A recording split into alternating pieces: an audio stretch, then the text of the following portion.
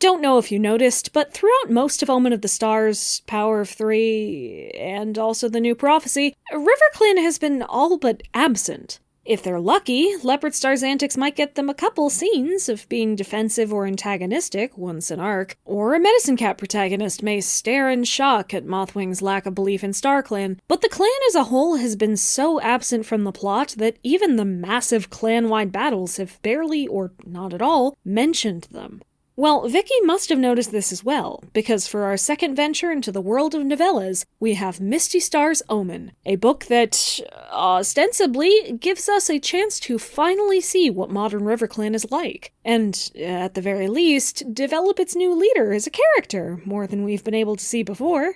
Misty Star's Omen came out on September 11th of 2012, 5 months after The Last Hope and After the Flood, 6 months after the first novella, Hollyleaf Story, and a month before the next Super Edition. This continues the trend we saw with Hollyleaf Story and cements that, at least for the foreseeable future, these ebook exclusive novellas will not be released in tandem with other books in the series. This may be in part because they seem to be exclusively written by Victoria Holmes, who may be working more on her own timeline since she can outline, write, and edit without going through rounds of collaborative meetings. Whatever the case may be, I'm always happy to see authors get a chance to explore topics they're interested in, so we'll have to see what she came up with here. The allegiances for this book are taken directly from Fading Echoes, which is when this book takes place, but thanks to our shift in perspective, Riverclan is placed on the top, with ThunderClan, ShadowClan, and WindClan in order after them as usual. Statistics-wise, this book has a total speaking cast of 40 cats, on the higher end for novellas, and partially as a result, the top 5 cats in that cast make up only 70% of the lines.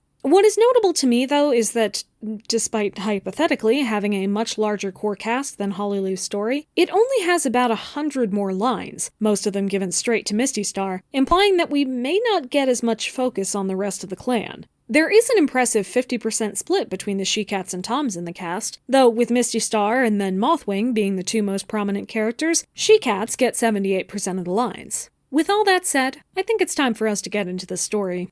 We open on Mistyfoot fishing in the brown, muddy water that has been left over after the beaver quest in The Fourth Apprentice. Leopardstar comments on how disappointed they are to still not have their normal rivers or quantities of fish back with all the deaths the drought caused. Misty Star is more optimistic about their chances, but Leopardstar quickly shoots her down with the cat deaths they've suffered. Blackclaw, Voltooth, and Dawnflower, 3 elders lost in a single season, along with Rippletail on the beaver journey itself. I feel it's worth noting, for no particular reason, that Mistyfoot only comments on Rippletail's bravery and does not provide any verbal or internal thoughts on the elders' deaths, or Blackclaw's specifically. Clearly, these were cats that she had little or no relationship with and that held no personal importance to her. Anyway, Mistyfoot is being gentle around Leopardstar because of the sickness she's been through, the pain that has become a constant for her, and how prideful the leader can be. As soon as they re-enter camp, though, Leopardstar collapses, and despite Mothwing's best efforts, she is dying, only having a moment to apologize to Mistyfoot for what she did to Stonefur, and to her.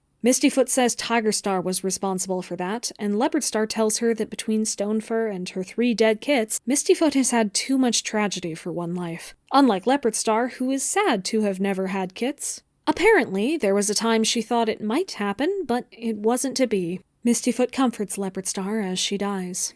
Mothwing lets Mistyfoot know that their leader is dead, and comforts her about how ready she is to lead the clan, considering all she has seen. Mistyfoot points out that she's old, with Blackclaw being only a few seasons older than her, but Mothwing says that she still has a long life ahead. 9 lives, in fact, and that Mothwing will be there to help. A typical short, mourn old leader, welcome new leader scene plays out with little to differentiate it beyond the lack of fish in Riverclan's waters. Mistyfoot also hasn't thought about who to make deputy. The meat of the plot begins when Willowshine arrives and offers to take Mistyfoot to the Moonpool. Mistyfoot is confused, as this should be Mothwing's duty, and she calls Willowshine a little one before saying that no, she'll be absolutely fine with Mothwing. Willowshine is concerned, but wishes them well, whatever happens. The elders select a place to bury Leopardstar. Mistyfoot names Reed Whisker, her son, as her deputy. The clan mourns Leopardstar, and Mistyfoot promises her former leader's spirit that she will lead Riverclan well, learn from her mistakes, and avoid the need to prove Riverclan is the best. Stonefur's ghost comes to say that those are good wishes, so, StarClan can sometimes read your thoughts, I guess? And Mistyfoot takes a moment to mourn that it isn't him becoming leader before Stonefur gives her an ominous warning of how she'll need courage for what lies ahead.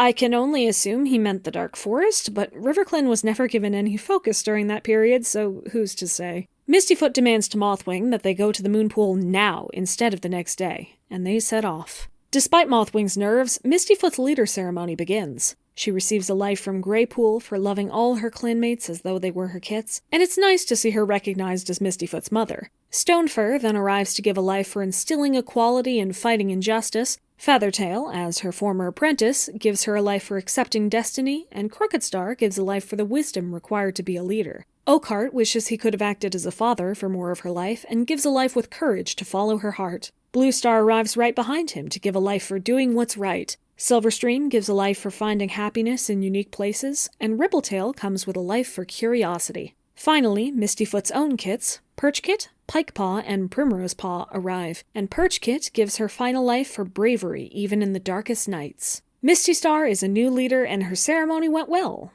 but she finally notices that Mothwing was not there with her. And Mothwing explains what we all already knew. She does not believe in StarClan, but is skilled at being and wants to be a medicine cat regardless. Mistystar does not take this well, running over the problems in her head, but she doesn't speak to any of these concerns as they visit Firestar to alert him about Leopardstar's death, since we already saw that scene in Fading Echoes. When they head back to Riverclan, Mistystar finally asks if Jayfeather knows about Mothwing's lack of belief.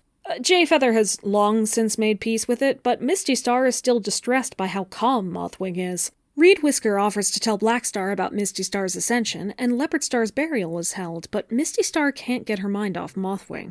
She ends up in a conversation with Willowshine and tries to tease out how much she knows about her mentor. Everything, naturally, and she defends her mentor's skill and necessity. Willowshine takes care of the StarClan duties, and she got help from Leafpool in her training. They don't need more. Mistystar calls her a young one once again who simply couldn't handle such responsibility and promptly fires Mothwing for endangering her clan by leaving them without necessary StarClan connections, certain that Leopardstar would have fired her too if she knew. Prey is still poor, and Mistystar now worries that this is a punishment for letting Mothwing be Riverclan's medicine cat. A very delayed punishment, considering that Mistystar herself keeps pointing out how old Mothwing is. Mistystar and Reed Whisker go on a hunting patrol, which was going well until Pebblefoot accidentally crossed WindClan's border. They go home without a fight, but another clan telling off the new leader of a clan is still embarrassing.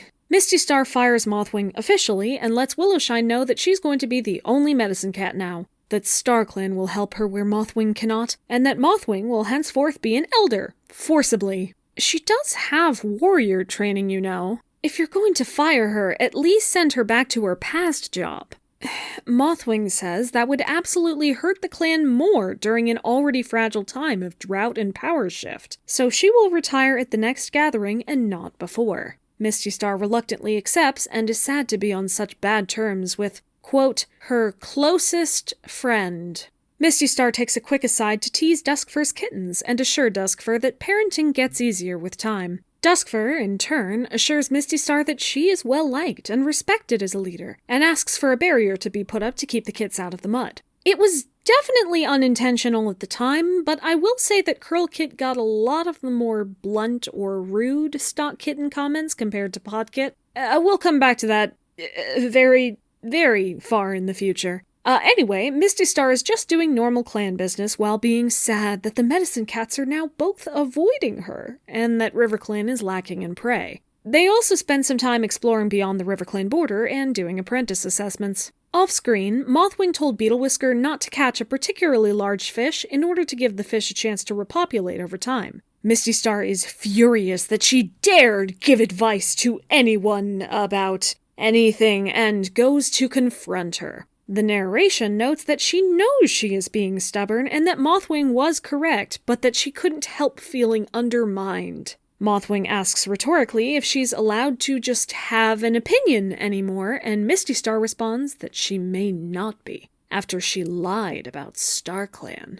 Following a one-sentence message from Stonefur and a renewed faith in StarClan, Misty Star is called off to save Hollowpaw and Rushpaw from some dogs they've been trapped by behind a two-leg den. Well, sorry, Reed Whisker comes up with a plan and executes it, putting himself in the most dangerous and important role, while Misty Star nods and accepts with some motherly worry. He is predictably injured by the dog. The apprentices were looking for kitty pet food to supplement their lack of prey, so this stings even more. Reed Whisker is in grave danger, and Misty Star demands that Mothwing step back and let Willowshine work on him alone, declaring to the clan that Mothwing is no longer a medicine cat, and that StarClan will help Willowshine. Stonefur then comes back to clarify that his one-sentence message earlier, "The river is not the only source of prey," was not a literal message, but a metaphorical one, saying that there is more than one right way to do things, and that Mothwing can help. StarClan doesn't, and shouldn't, dictate all of a cat's actions. Instinct and personal choice are important too, and Mothwing has those things. Misty Star then sees a moth take flight all on its own and realizes it must be an omen sent by Stonefur telling her to trust Mothwing. Yes, that's much more convincing than your brother physically coming down twice to tell you to trust Mothwing. Misty Star runs to Willowshine, who is less than thrilled about her behavior, finds Mothwing in the Elder's Den, and apologizes for everything. Mudfur then talks to Misty Star about his own thoughts. He always knew that Mothwing didn't have a connection with StarClan, but she's skilled in other ways, and, quote, "StarClan can speak to any cat they want. You don't have to be a medicine cat to receive special StarClan messages, as is easily proven with the numerous casual encounters Misty Star herself had with StarClan in this book. Reed Whisker is safe, Mothwing is reinstated, with the request that Misty Star also respect her and her beliefs in the future, and they go off to let their old bones rest together." As with Hollyleaf's story, despite the length, this novella gives me a lot to discuss, so let's start small with the pace. This book takes place over a week or two, based on a few hurried day or multi-day time skips, but 6 of the 10 chapters pick up seconds after the previous one, sometimes beginning with dialogue answering the last line of the previous chapter, and only one chapter begins with a time skip of more than a few hours. This causes the whole book to feel like an even shorter time span than it already is, and makes Misty Star's character arc into more of a couple of days of her acting strange, rather than a meaningful change in her character. One of the other effects of this brisk pace is that we don't get much time to invest ourselves in Riverclan's culture, or the personalities of other cats. We learn that Greypool used to tell Mistyfoot and Stonefur, "May the sun warm your back and the fish leap into your paws," when they were going to sleep, and get to see Duskfur adjust to being a mother. But otherwise, every scene with the clan is so short and generic by Warriors standards that it doesn't serve to tell us more about these cats or what may be unique about this clan. It's an unfair comparison given the length, but the level of individual characterization and clan culture displayed in something like Crooked Star's Promise is certainly absent. Misty Star's Omen has less than a fifth of the Super Edition's page count, but it did not make good use of the time it did have. It not only avoided showing off new characters or culture, but also avoided paying tribute to or showing the continuation of the old culture, such as the floating dens, collection of artifacts, weaving obstacle courses for kittens, or generally calmer and distant clan attitude. I wouldn't harp on this if it wasn't for the fact that this is our final book even remotely involving Riverclan for the next 8 years, and the one chance we have to see modern Riverclan at the lake for the next 10 years. And unfortunately, whether or not you read this book, you won't be able to learn much about the clan or its cats. Mostly, they just remain names in the allegiances of a blank slate, boring clan. Overall, there's really only one element of Riverclan's past that is focused on even a little: TigerClan and Leopardstar's actions that led to Stonefur's death. Leopardstar is apologetic for this from the beginning, and Mistyfoot has moved on by now, so neither of the involved characters have an arc to further based on this past, and after Leopardstar's death, the only mention is in Mistyfoot briefly thinking back on her past relation with Blackstar, and the fact that Stonefur is our primary StarClan contact. Much like the time spent on the "Is Fallen Leaves Dead?" mystery in Hollyleaf's story, the mentions of TigerClan's history are not here to shed any new light on these events for the reader, or propel the characters in new directions, but to remind readers of history they likely already know, and make mention of the only noteworthy history Riverclan currently has. This would be a good jumping-off point for a writer to build up an understanding of modern Riverclan from scratch, but they didn't go any further than mentioning the history. Because it is based only in a couple weeks at the beginning of Omen of the Stars, there wasn't much they could do to expand Riverclan's prominence in the plot, but it does mean that virtually nothing happens in the present for us to base this story around. One perfect example of this is in Mothwing's character. We saw Mothwing periodically throughout Omen of the Stars, and we know that, for that time, she remained a standard, wise, grounded, kind medicine cat with skill and determination, despite not believing in or respecting the StarClan. That was who she would have to be for the entirety of Misty Star's Omen as well. We didn't get to see her, or any of Riverclan, during the Dark Forest battle, and we haven't had any books yet set after Omen of the Stars. But presuming the Dark Forest didn't avoid using Riverclan entirely, Mothwing would have been confronted directly with dead ghosts attacking her clanmates, and possibly even StarClan cats defending them. She probably would have had an important arc to go through, but it isn't in the time frame this book covers, so it was inaccessible. With Leopardstar dead and Mothwing cemented as a static presence in terms of character, there were only 2 other cats in the entirety of Riverclan who had any previous focus or characteristics at all: Willowshine and Mistystar. Willowshine's characteristics are being good at healing, kind, and loyal to Mothwing, and she is all of those things here. Mistystar's characteristics are being more open to half-clan relationships than most cats are, and having dead loved ones. She is also all these things here, though they also add that she knows how to be a mother thanks to being a mother. And they also accidentally add through how much strong Deputy Reed Whisker and wise medicine cat Mothwing and half the warriors make decisions and take actions ahead of her, and that Winclin has to chide her for her warrior's intrusion, that Misty Star is not a particularly strong, assertive, or thoughtful leader. I'm sure that will make great characterization! Riverclan as a whole, especially once Leopardstar dies, is extraordinarily underdeveloped on a series-wide level, and even most of the somewhat generic or one-note first arc characters from Riverclan are already gone. So in trying to approach an entire story with Riverclan, they really needed to add some sort of characterization to the small cast they already had, as well as to the clanmates who never had anything but names. And they didn't. The 4 big Riverclan names are still exactly the characters we knew them to be, there are no big changes, and the narrative doesn't allow focus on any other member of the clan long enough to give them a defined character trait. They did add that Misty Star and Mothwing were best friends, a previously unknown fact, but it seems like that was structurally done to justify why they almost exclusively spend time talking to each other, rather than to the rest of the clan that lacks personality or identity. When you pick up this book, the 4 Riverclan names you already know are all you're going to get, and nothing about them will change. Well, except...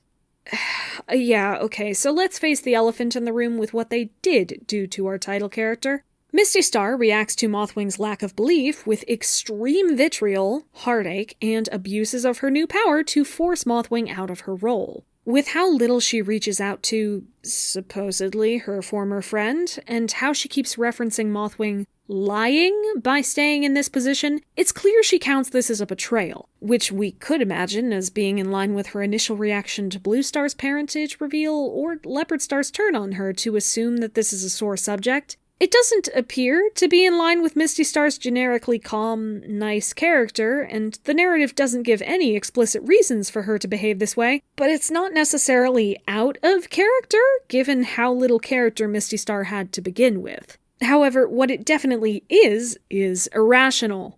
On a functional level, why is it so necessary for every medicine cat to speak to StarClan? They only even get StarClan messages once every few seasons, and it's usually only one at a time. Clans regularly have only one medicine cat on staff, and it's fine. But for Misty Star, it's not enough for Willowshine to have a well-trained connection because her youth keeps being emphasized, despite the fact that she's multiple seasons older than the Power of 3 trio, who are old enough to get their own apprentices around this time. It's not enough that Misty Star herself is receiving direct, spoken communication from multiple StarClan cats throughout the book, even putting aside her ceremony and the omen she gets at the very end. Misty Star recognizes as soon as she gets the news that StarClan did not send any omens, messages, or tell her directly during her own ceremony that Mothwing's lack of faith was an issue. But she doesn't use that as a reason that Mothwing should stay, and in fact infers later that the brand new problem of the drought and muddy water could be signs from StarClan that they're angry with Mothwing's position that she has had for several years.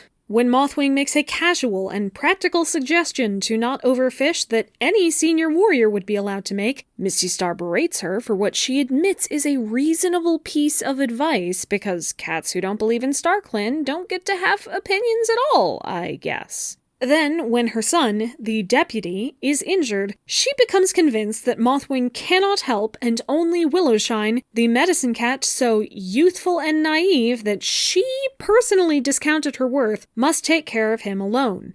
Even if Mothwing were only a medicine cat apprentice, would you not want more qualified assistance in helping your son to not die?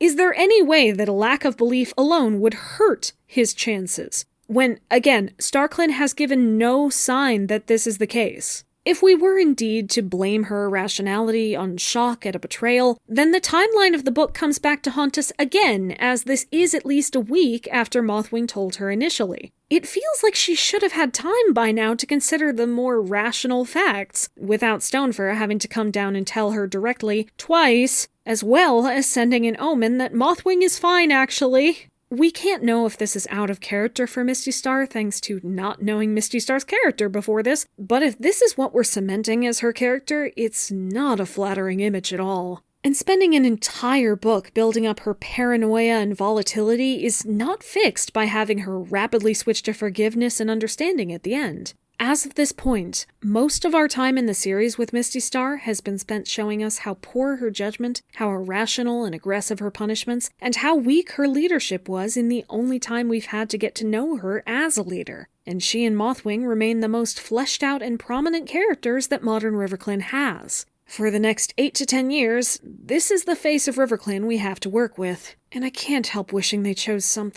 anything else. Between the allusions to known history with no expansion, the flattening of Riverclan as a group, culture, or set of individuals, and the cementing of some pretty awful characterization for its main protagonist, I can't help feeling very disappointed in Mistystar's Omen. I'll admit that I absolutely would have less emotions about this book if it weren't some of the only Riverclan content we have, but in a series that has refused to use its characters with anything resembling equality since the first arc ended, it's not an impulse I can personally avoid.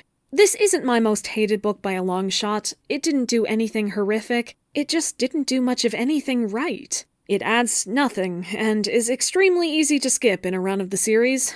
Unluckily for me, the same cannot be said of our next book, one of the most infamous super editions in the series, which it will unfortunately be time to tackle when we return for the next episode of our trip through time.